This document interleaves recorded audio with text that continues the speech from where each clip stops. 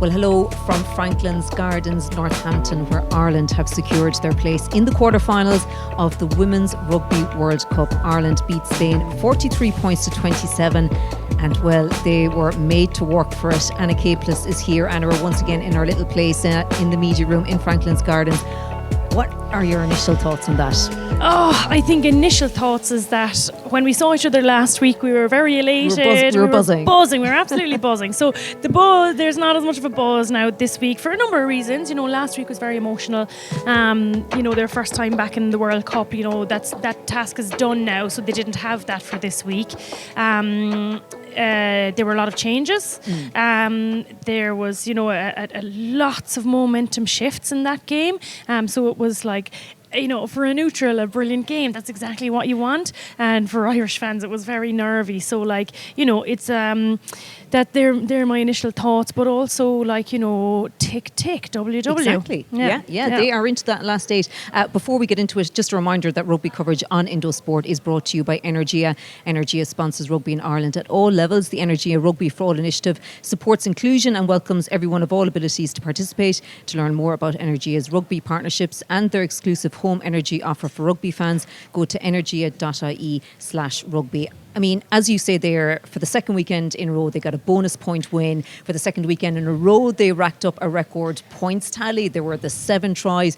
But there's just still that little bit of deflation. I think I saw it maybe on the pitch with the players as well. And it wasn't until they got into the dressing room afterwards that we heard all them singing. And they were singing Go Linda, for her 50th cap, which is something we should talk about as well. But I think initially just Spain they came at Ireland today, which we should have expected. Absolutely. And maybe there's that...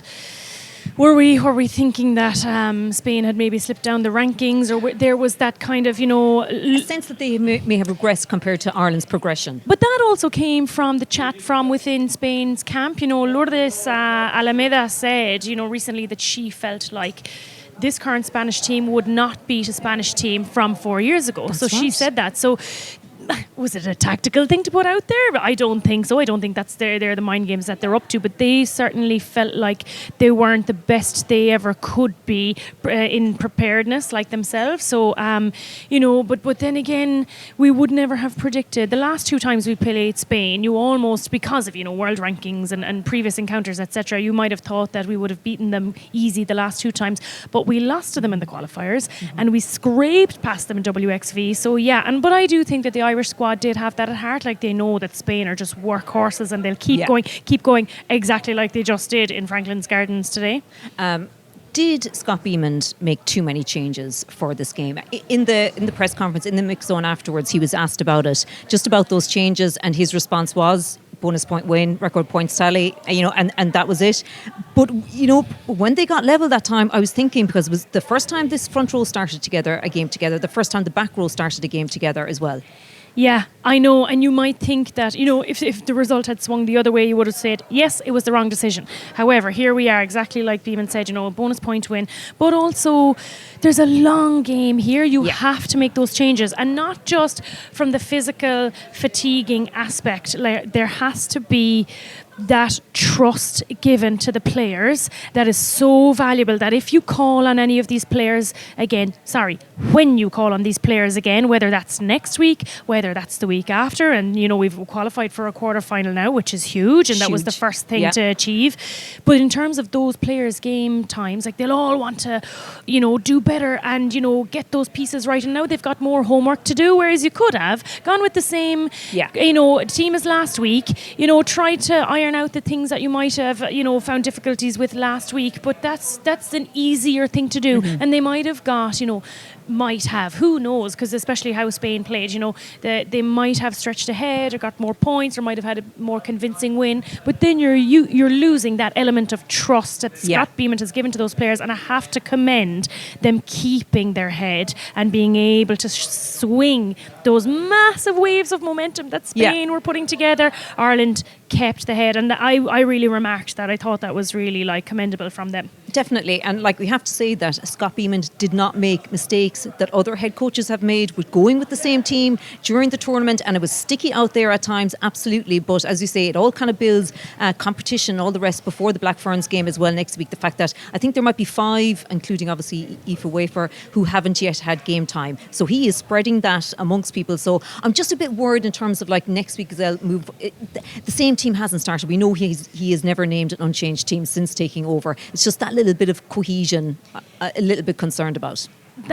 That is something that you could worry about, but that's the risk you take. Like you could argue, and I know that we brought this up before, but like you could argue with the men's World Cup, the Irish team, like they had that cohesion and then they were completely fatigued. So which do you go for? You know, so the cohesion is a risk, but there's also girls here that are just like, completely putting their hand up, and it's also a World Cup environment. Every waking moment is in light of preparing your best, putting your best foot forward. I know there's this element of, the TikToks and the downtime, and it's been wonderful to watch from the outside in, and they're really important because your downtime is as important as anything. As your uptime, yeah. But you can be sure that there's no one making TikToks that doesn't know their lineouts. And there's no one like putting their feet up when they haven't done their homework, and that's that's on the staff as well to make sure that they're giving the players those platforms to get things right, like getting the players together, having a chat, getting to know each other. Like there was a moment there in the line out when and they fixed a lot of their problems today on that platform. Yeah, they did. They went to the very first line out, and whoever was jumping, it could have been Sam Monaghan, it was Sam Monaghan at the time, jumped, and she was coming down, and the maul, they wanted to use their maul early on, kind of came in too early and the ball got stuck. They're the little things that you're like, okay, you looked at it on the video and you say, don't drag me in, don't push me, that's too early, I'll take charge of this, and they're the conversations that they're going to be having all week, and that's a tiny example, it'll happen all week. Yeah, so let's just look at the game, and let's say first of all the first half. So again, it was kind of a fast start again by Ireland, probably not as fast as last week because they did start so well. So they led 12-0 after 18 minutes. Dan O'Brien, her first Ireland international try, and Amy Lee Costigan, again, we need to rename that Costigan corner, as I put in my piece. And then Spain responded with those 2 tries. Ireland really did not help themselves here. It was 12-all after 28 minutes. Then Ireland got those 2 tries before half-time. Eve Higgins and Anna McGann. I was thinking, when they got level, I was thinking, oh no, not Parma 2.0. Oh goodness, you weren't the only one, I tell you that much. Yeah, there was definitely Parma heebie-jeebies that were starting to creep in, but that they were able to keep the head, and not like the players themselves. Like whatever about you and me thinking this, the players didn't let that creep in. And like that an interesting point on that Dana try is that how often have we seen Dana in that channel? Yeah. Very, very seldom. And of course she started that with her boom of her kick, and then Amy Lee Costigan pounced on the Spain's out-half decision not to catch the ball that time. Yes, absolutely. So Scott Bemand had said, that Ireland have, a variety of kind of tools in their box, let's say, that they haven't used or that they want to present, and that's obviously one of them. So that's another element to today. Do you keep showing the same pictures, and then all you have when you come in against a team like the Black Ferns or whoever they meet in a quarter-final, when you come against them, do you just have the same things to produce that they've already read, that they already understand by watching it, or do you start to change things up, which may take away from your cohesion, but it also, holds your cards close to your chest, and I'm sure that there are more pictures that they now have a wider variety of pictures that the Black Ferns have to study, for example. Yeah, and sorry, it wasn't just the 2 tries actually that Spain scored, it was Sam Monaghan having to come off that time. That was a real worrying point. Obviously, her being the co-captain of this team. Yeah, and hopefully, fingers crossed, she will be okay. Yeah, I agree that was a bit of because you're suddenly looking around and you're like, oh well, Adele McMahon's not there either, and now Sam has been called aside. But it was actually a nice moment straight away. Amy Lee, she sees Sam's on the ground. She went straight in to the ref, to Kat Roach, and it's so nice to hear her Tipperary accent. It reminded me of when Junior became captain, Ciara Griffin, and her lovely Kerry accent chatting to the ref. And I will never be person to knock a Kerry accent here Anna. Yeah, go on. But I used to love it. It was such a nice moment in rugby, you know, for Irish rugby. Yeah, 'cause it's not so, it doesn't happen so often. And the same with Amy Lee Costigan today. You know, she was like, have a look at that tackle there, ref. It's a bit dangerous. It's very funny. But it was, you know, she's so polite and straight in there as a leader, you know. Now, I did think the leadership slightly might have wavered, and that comes from, you know, Amy Lee's role as a player being out in the wing, that there was the penalty given. Eve Higgins was very smart to ask the right question. Okay, so is this a knock on here, or that was in the second half? Yeah. Asked that question, but then there was kind of a lot of voices saying, oh, we should do the scrum or we should take the penalty. So that's something that they'll also have to iron out, especially if Amy Lee is going to take over that captaincy role.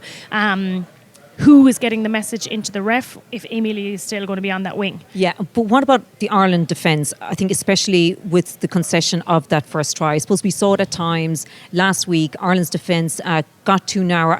I think Scott Bemand said there he didn't quite think that was an issue this week. But what was your reading on that this time? Because and we can obviously also look at the bigger picture that they did concede 5 tries to Spain, which is a lot. God, it is. Yeah, it is a lot. 2 last week against Japan, 5 this week against Spain. God, I actually, I'll have to watch it back, because actually my initial thoughts around their defence is like a lot of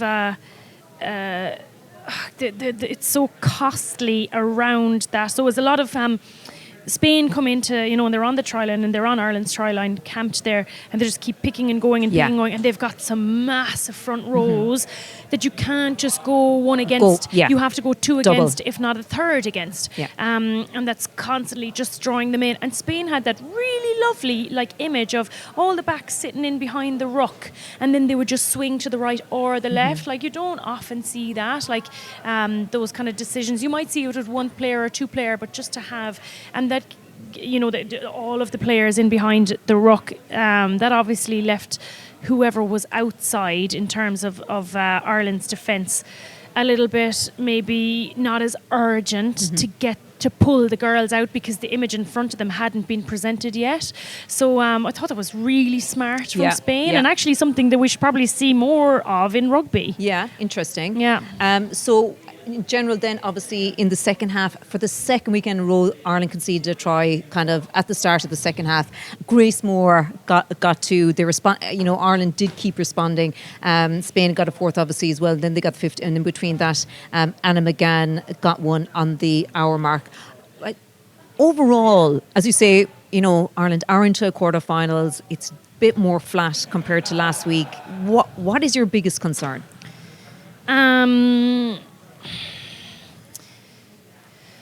Goodness, my biggest concern is that we'll be looking back at this Spain week and being like, oh, that was the, you know, their true kind of performance. You know, what I'm hoping for going forward is that we won't be touching on this anymore. That we'll have forgotten about the worries from this week, because the homework, and I keep talking about homework, but that is just such a key part of a World Cup. That they do is just ironing things out, and I think Scott Bemand has always done a really good job of that. In terms of concern, we have a lot of depth in a lot of positions. We don't have depth in other positions. So, you know, if you get an injury in hooker, for example, you know, you've got Beth Buttimer there, who hasn't been capped yet, and she'll have to come into, you know, a very big stage.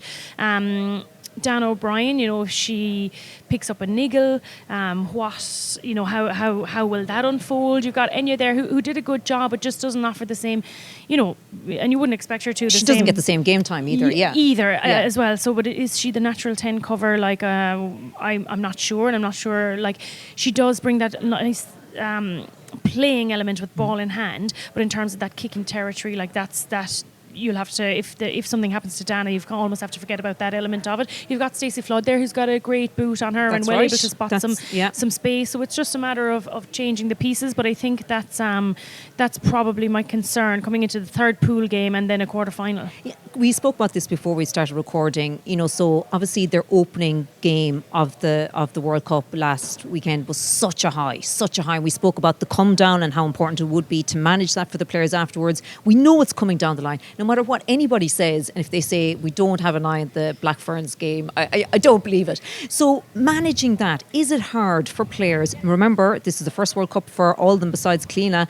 can they be up every weekend knowing that they want to stay in this tournament as long as possible? No, you can't. And it's not like the Six Nations where you always have a weekend off kind of on the way. So you can go as hard and you that when it's in your mind, it affects how you prepare. And as much as you try to, to replicate a feeling of real hunger, like it comes it comes according to the situation you're in. So the opening game last week, of course, that we're going to turn up for it. And then that's bookended with the Black Ferns encounter in Brighton that everyone's talking about, that everyone's hungry for.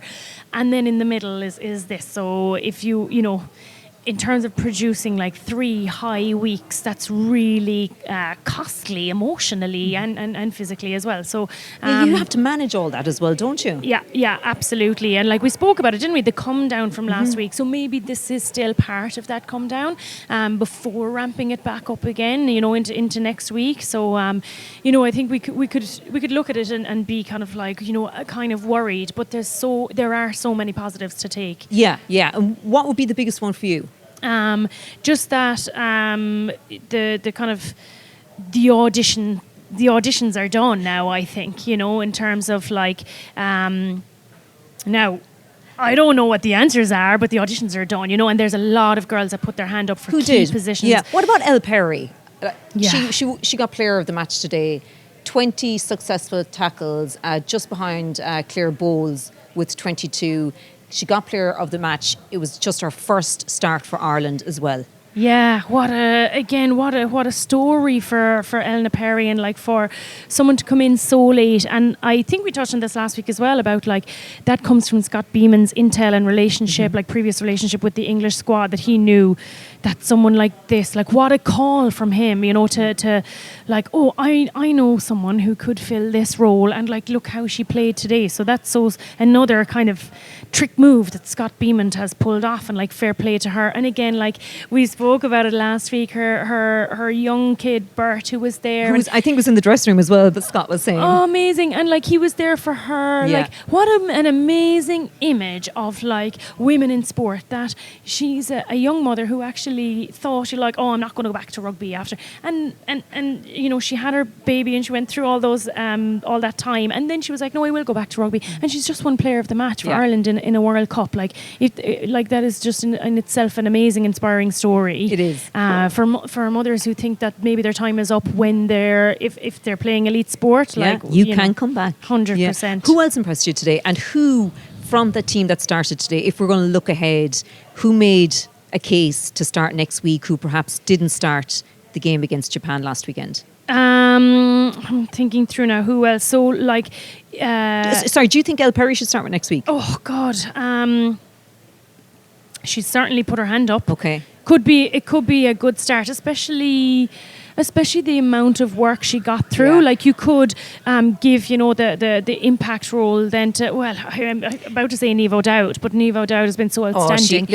She probably had her best game in that WXV1 game against the Black Ferns last September. Like she was my God, outstanding. And she also has this element that Ireland have built into their defence, which is she like zooms out the line and then they cover her. So she's part of their defensive system. And I've heard from people in and around camp that like when you see someone doing that, you're like, goodness, they shouldn't be zooming out of the line like that, but they've actually allowed her to do it because it can be so damaging. And that's again another thing that's impressed me about this management, is that a lot of coaches will be like, no, you can't do that, this is how we play, but he is building this around what the players offer, and I love to see that. So oh my God, what a battle there then, what a decision he has to make between Elle Perry. Might he be happier with Elle Perry as that impact player and have Niamh O'Dowd set it and use, then they have that element of attack of defence that worked so well against Black Ferns the last time. So anyone else today who started that you think made a case to start next week? Well, I'm assuming he would largely revert to the side. That's what I'm assuming as well. Japan. Yeah, that's what I'm assuming as well. I think Grace Moore is unlucky that the other back rows that are there are outstanding, and Fiona Chute, the other back rows must be cursing that Fiona Chute came in there and has made like just such an outstanding impact in back row. It's great to have her if we needed to, like even today now with Sam's niggle. Hopefully it's just a niggle that you could put Fiona Chute back into second row. So there's that movement, little chess pieces that could be moved around, but I think Fiona Chute should keep that place. Let's see if Adele McMahon comes back in next week. Yeah. Does she come back in next week if she is fully fit? She was doing the warm up today with them. She was, and obviously, Aoife Wafer was obviously there today. It's funny because that's the question we were asking before the start of the tournament. Oh, when is Aoife Wafer going to be ready? But all we've done since really is talk about all the other back rows and how impactful they have been. So the back row couldn't have done better really in terms of this audition phase. They've been outstanding. Yeah, just look after Aoife Wafer, you know what I mean. At this, obviously they wouldn't rush her back anyway. So no. So let's see what her role is next week. So we have to just obviously mention Linda Jugang, 50th cap today. She led out the team. She was saying to us earlier, she didn't know what to do. She was like, it was her first time ever doing it. A great sing-song for her in the dressing room afterwards. What a player for Ireland. She's the first player since Nora Stapleton in the 2017 World Cup to win a 50th cap for Ireland. I remember that dressing room, a long time ago, which is crazy really, but also look, we've been there, we've spoken about it, we know that was just an element of the times that we were going through, so amazing for Linda to have, stuck this out throughout all her nursing career as well, and she used to be turning up to camps after doing night shifts, working non-stop, and trains the house down. She is so strong. She's only missed one game since she made her debut, which is unbelievable. And she said she didn't even realise that. I know, because that's actually the thing about Linda. She'll just turn up, do the job and do it really well because she's so strong and athletically, one of the best props in the athletic wise in this tournament. Last week she would have done 80 minutes if it wasn't for her yellow card. And she was still going. I actually remarked it around 60 minutes last week. I was like, God, Linda is still keeping the line speed, and it really impressed me. I was like, she's in fierce physical form. I don't think she had as good of a game this week as last week, because last week she really impressed me. She had a lot of tip-ons, loops, passes out the back, which is such an element to the game now, where it used to be just the front row, just catch and go, crash it up, whatever, but there has to be that option to just pull it out the back, and she does that so nicely. And as well, her work then around the breakdown, she got some key turnovers last week as well. So she was a little bit quieter today, but maybe the occasion and just in general the way the game went for Ireland, she didn't have as much of a platform maybe to do what she always does. But she's what a girl. I'm so happy for her. She is amazing. So obviously the team will leave their base in Whittlebury Park and make that trip down to Brighton tomorrow. I'm heading down to Brighton as well tomorrow. Northampton, I've done 2 weeks of it now, so I'm happy to go to a new scene. Exeter obviously is added in their itinerary now. That's where they're going to have their quarterfinals. We don't know yet, obviously, the opposition, who they'll be playing in that. But, a lot of talk before this, obviously, from those comments from Ruby Tui about what way should Ireland manage this now? Are you there is no debate about this, go balls out for this Black Ferns game and come what may in the quarterfinal? Or what way are you looking at this? I've just been burned so much by Irish rugby in the past when it comes to not having that statement performance in the quarterfinal when it matters most. I know. So, I know. But it's going to be between Italy and France. So if they beat the Black Ferns, they're going to have Italy. More than likely, we have to see how that pool finishes, but it looks like that's how it's going to go. Africa, And then if they lose to the Black Ferns, they play France. I know that the Ireland-France game the last time that France seemed a bit rattled, but France are just so capable of just, France have finished third in, what is it, 7 out of 9 World Cups? Is that it? Like, they have an amazing... And should have made the last World Cup final. Oh my God, should Yeah. have made the last World Cup final. And they could have even won it, Yeah. you know? So I do think that France are a different animal at the World Cup, and I think I've seen signs of that already. Like, they might have been kind of stuck in first gear a little bit against Italy last week, but I just think they're outstanding. Yeah. And Bourdon Sansus to come back as well, of course. Absolutely. Yeah. So, I just think it's a huge ask. But I also, I was afraid to call the game versus Black Ferns last time. I was like, no. Ireland, they're not there yet. So it's so like this Irish team to pull out not even a surprise performance, but a huge performance that can actually just find a result that's seemingly against the grain. So, and you're talking about like going like hell for leather for this Black Ferns game. That's what I would love to see, because like I was chatting about this earlier, the 2014 World Cup. I know we're going back a long way here, but we talk about, moments in rugby, moments in women's sport. That is one of the biggest moments in That was a game changer, Irish sport. Irish sport. If you went through a countdown now of like, and RTE has done it, and other people have looked through it in terms of the top sporting moments in Irish history. That's one of them. That try with Ali Miller on the wing, the kick from Briggsy, like the girls coming off the bench at full time. Like, that is one of the biggest moments in Irish history. Now, you're right. The quarter-final battle. Then are you throwing? No, I am not saying I'm right here. I'm just putting it out there. But Absolutely as not. in, it's true that you could. What good would it be to throw everything in the Black Ferns and be so spent that you can't play in a quarter-final? But it's not just any pool game, is what you're basically saying. It's Italy Obviously or not. France. Yeah, of course. And I think an attritioned Irish side who've beaten the Black Ferns have a better chance against a team who hasn't thrown everything at the Black Ferns and has to play France. Yeah. If that makes any sense in terms of jigsaw pieces. But at the same time, like I said, I'm so willing to be wrong on everything, like I have been before, and be completely surprised by this Irish team. And Scott Bemand has continuously proven that he is, able to surprise us. He is, absolutely. It is. I just asked Dan O'Brien earlier. Of course, you played it on, I think, a little, but like biggest week, one of the biggest weeks. This is the game ever since the draw was made last autumn. Like, this is the week we've been waiting for against the Black Ferns.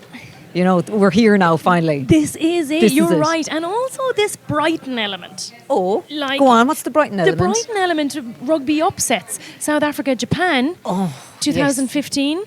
Yeah.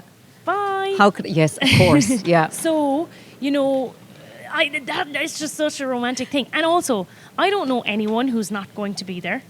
Everyone you ever knew in Irish women's rugby is going to be there next weekend. It's going to be a phenomenal weekend. How are you even going to make your way like through the stands and up to your commentary position with the amount of people you're going to know? And I just don't know. I'll have to wear a bag over my head. I don't know. I'll find a way. Yeah. But I hope the selfish side of me, I think, really wants an amazing Brighton just blowout. With loads of Irish support there, and it's going to be amazing, isn't it? Yeah. You have to run. We're coming to 4 o'clock. You have to go up and get a flight. Oh yeah, my taxi's coming there in a minute. Yeah. Okay, Anna. Thanks a million. We will see you again in Brighton, of course, next weekend. But that's it from us for now. Thanks for listening.